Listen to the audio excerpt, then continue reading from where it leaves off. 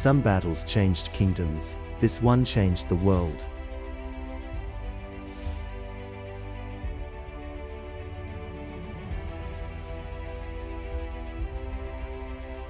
May 29, 1453. Before the first light of dawn, the earth trembled beneath the walls of Constantinople. Thousands of Ottoman soldiers stood in silence, waiting for the order that would decide the fate of an empire. For 53 days, the city had resisted one of the greatest sieges in history. But this morning would be different. By sunset, the last remnant of the Roman Empire would disappear forever, and a new chapter of world history would begin.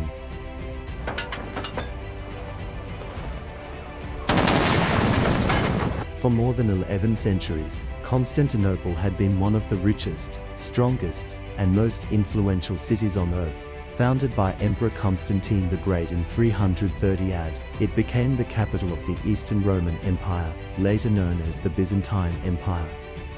Positioned between Europe and Asia, the city controlled one of the world's most important trade routes. Merchants carrying silk, spices, gold, and precious goods passed through its harbors every day. It was not only a center of commerce but also a center of religion, politics, and culture.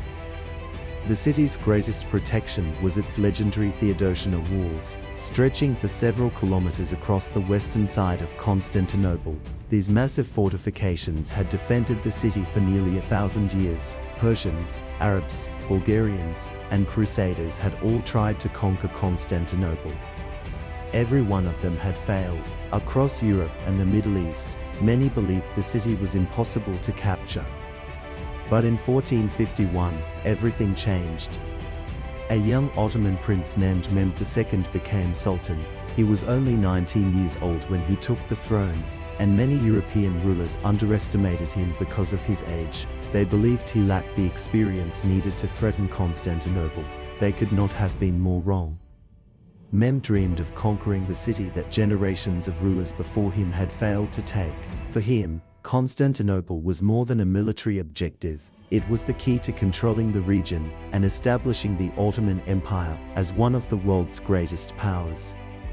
Rather than rushing into battle, Mehmed prepared with extraordinary patience. He strengthened his army, gathered experienced commanders, and ordered the construction of Rumeli Hiza, a massive fortress overlooking the Bosporus. From this position, Ottoman forces could control ships attempting to reach Constantinople from the Black Sea, cutting off one of the city's most important supply routes. Mehmed also sought a weapon capable of defeating walls that had survived for centuries. An engineer named Oban designed enormous bronze cannons unlike anything Europe had seen before. One of these bombards was so large that moving it required dozens of oxen and hundreds of workers. Every time it fired, the ground shook. Stone cannonballs smashed into the ancient walls, opening cracks that defenders struggled to repair each night. Inside Constantinople, Emperor Constantine XI faced an almost impossible situation. His empire had shrunk to little more than the city itself and a few surrounding territories. He had fewer than 8,000 defenders, including Byzantine soldiers, Genoese volunteers, Venetian sailors, and ordinary citizens. They knew they were heavily outnumbered, but surrender was never seriously considered. On April 6, 1453, the siege officially began. Day after day, Ottoman artillery pounded the walls. Clouds of dust filled the air as massive stones crashed into defenses that had stood for nearly 1,000 years. Every night, exhausted defenders worked in darkness, rebuilding damaged sections before sunrise. For weeks, the struggle continued with neither side willing to give up. Yet Mehmed understood that the walls were only one obstacle. The city's harbor, known as the Golden Horn, was protected by a gigantic iron chain stretched across its entrance. As long as the chain remained in place, the Ottoman navy could not attack from the harbor. Then Mehmed made one of the boldest decisions in military history. Instead of forcing his ships through the chain, he ordered them to bypass it entirely.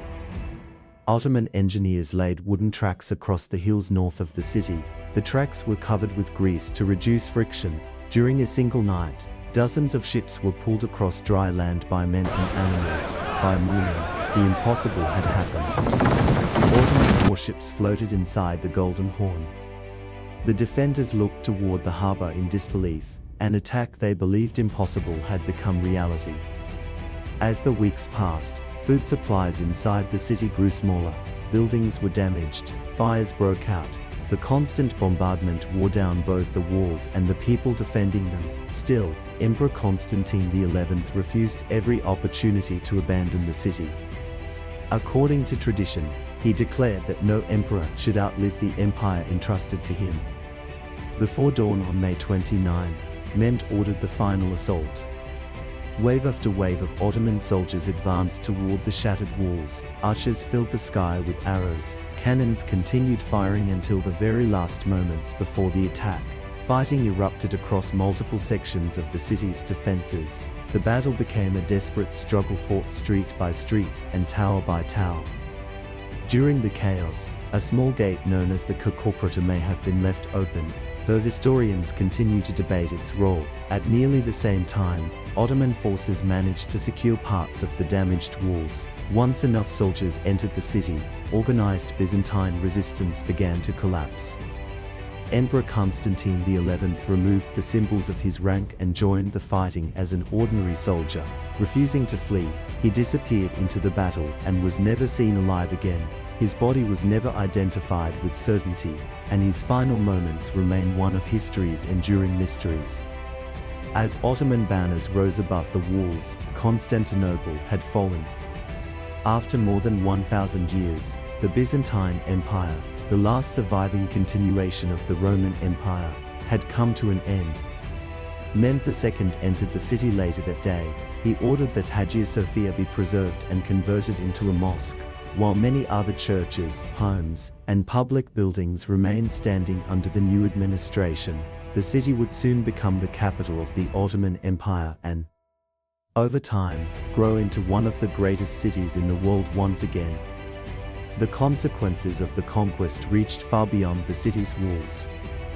Historians often mark the fall of Constantinople as the end of the Middle Ages. Trade routes between Europe and Asia became more difficult for many Western powers, encouraging the search for new sea routes. Within decades, European explorers would cross oceans, opening the age of exploration and permanently reshaping global history. More than 500 years have passed since that day. The cannons have fallen silent. The walls still stand. And the story of Constantinople remains one of the greatest turning points in human history. Mehmed also sought to restore order among the city's surviving Christian population. He allowed the Orthodox Church to continue, recognized Gennadios Scholarios as the new patriarch, and permitted Christians to maintain their faith, worship, traditions, and communal institutions under Ottoman rule. Although they remained subjects of an Islamic empire rather than equal citizens in the modern sense, Constantinople continued to be home to multiple religions, languages, and cultures. Some battles changed kingdoms. This one changed the world.